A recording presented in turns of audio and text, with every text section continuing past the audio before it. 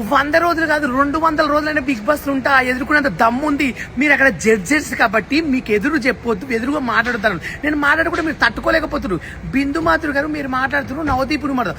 అప్పిజిత్ నాకు నీ జెనరేటివ్ నాకు నచ్చింది, బాలు ఉప్పల్ బాల్ అని చెప్పి గ్రీన్ లేపుతుంటే చెవులో చెప్పి గ్రీన్ లేపకని చెప్పిరు. మళ్ళీ ఫుల్ ఇన్సిడెంట్ పెట్టరాదు. నేను డాన్స్ చేసింది, నేను మాట్లాడింది, మీ దగ్గర వాదించింది అన్ని కట్ చేసింది. అందుకే ఓన్లీ నా ఏడ్చే బిట్టు కడకి నన్ను తిట్టింది పెట్టింది కదా. మిగతా మళ్ళీ నేనేం మాట్లాడిన అక్కడ నా టాలెంట్ అనేది నిరూపించుకున్నాను కదా. మరి అది మొత్తం ఫుల్ పెట్టలేదు, సిగ్గుంటే అది మొత్తం పెట్టిన అవదీప్ అప్పుడు తెలుస్తుంది. ప్రజలు ఒక ప్లాట్ఫామ్ నాకు ఇచ్చిరు, నా ఫ్యాన్స్ ఒక అవకాశం ఇచ్చినప్పుడు ప్లాట్ఫామ్ పైకి వచ్చినప్పుడు ఏం చేయాలి, మాటి వల్ల మాటిది కాబట్టి ఒక రెస్పెక్ట్ గా నాగార్జున స్టేజ్ మీద సైలెంట్ ఉండా. లేకుంటే నాకు ఇండస్ట్రీ వల్ల ఉపయోగం లేదంటే నేను వీళ్ళని తిట్టేవానని. కానీ ఎందుకంటే ఇండస్ట్రీ వల్ల అన్నం తింటున్నాను కాబట్టి ఆ విశ్వాసం ఉంది కాబట్టి నేను మాటికి సపోర్ట్ చేస్తున్నా. ఇప్పటికైనా నేను బిగ్ బాస్ తీసుకు నవదీప్ అనే నేను ఇందు మూలముగా యావత్ తెలుగు ప్రజానికానికి తెలియజేయనిది ఏమనగా, బిగ్ బాస్ అనేది సమాజాన్ని రిఫ్లెక్ట్ చేసే ఒక స్మాల్ స్కేల్ మోడల్. రకరకాల మైండ్ సెట్స్, యాటిట్యూడ్స్, ఆలోచనలు ఉండే మనుషుల మధ్యలో 100 రోజులు బతుకుతున్నప్పుడు ఎవడెవడో ఏదేదో అంటారు. అన్నప్పుడు ఆ మాటల్ని మనం ఎలా తీసుకుంటాం, ఎలా రియాక్ట్ అవుతాం, ఎలా మనల్ని మనం కండక్ట్ చేసుకుంటాం అనేది పాయింట్. దాని టెస్టే అగ్ని పరీక్ష. మాకు కంటెస్టెంట్స్ డేటా ఇస్తారు. ఇప్పుడు వాళ్ళ పోస్ట్కి జనరల్గా జనం ఇంటర్నెట్లో ఎలాంటి కమెంట్స్ పెడుతున్నారు, వీళ్ళు ఎలా రియాక్ట్ అవుతున్నారు, వాళ్ళకు వచ్చే నెగిటివ్ కమెంట్స్ ఏంటి, ఇవన్నీ జనరల్గా చూసి సమాజంలో నుండి వాళ్ళకు వచ్చే నెగిటివ్ కమెంట్స్తో వాళ్ళ ఎమోషన్స్ని ట్రిగర్ చేసే ప్రయత్నం చేస్తాం. Right? It will test their ability to conduct themselves. We have to test. ఎవడో కమెంట్ పెట్టినట్టు నేనేదో అంటాను. కంటెస్టెంట్ రియాక్షన్ ఎలాగైనా ఉండొచ్చు, పర్సనల్గా తీసుకోవచ్చు. మీ ఒపీనియన్ మీది, I like what I'm doing, I continue to be like this అనొచ్చు. అసలు నువ్వెవడరా నన్ను జడ్జ్ చేయడానికి అని కూడా అనొచ్చు. అది different people will have different approaches and reactions.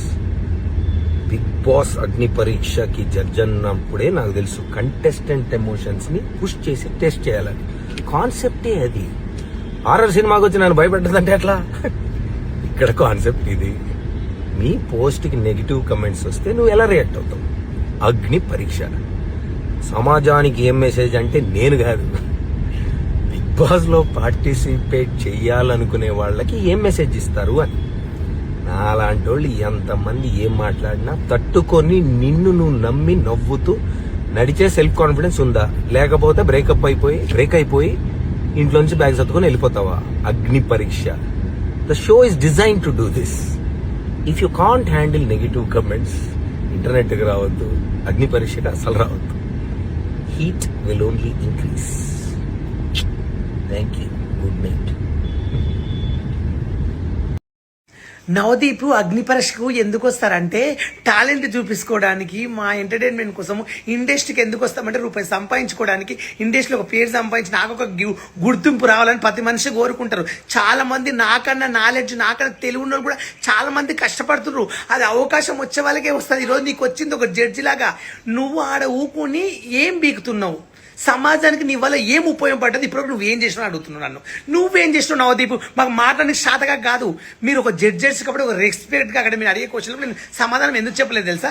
నాకు ఒక గౌరవం ఉంది, ఆత్మగౌరవం. నేను ఇండస్ట్రీ వాళ్ళు తొలగిస్తారు. ఇండస్ట్రీ ఒక పేరు ఉంది, ఇండస్ట్రీ అన్నం పెడుతుంది మా అందరికీ. కాబట్టి ఇండస్ట్రీ వల్ల మీకు పేరు రావద్దని అనలేదు. నాకు రివర్స్, నేను అక్కడ కూర్చొని మీరేం బిక్తున్నారు, ఇప్పుడు బిగ్ బాస్ సమాధానానికి ఏం ఉపయోగపడ్డారు అని అడిగేవాని క్వశ్చన్. ఎందుకు అడిగంటే మీరు అక్కడ జడ్జెస్ కాబట్టి ఒక స్థానం ఇచ్చారు కాబట్టి అక్కడ అగ్ని పరీక్షలు పిలిపించుకుని సంతకాలు పెట్టించుకుని అది చేసి ఒక రూమ్ లేసి 3 రోజులు నరకాన్ని చూపించుకుని మేము భరించాం. ఎందుకు తెలుసా?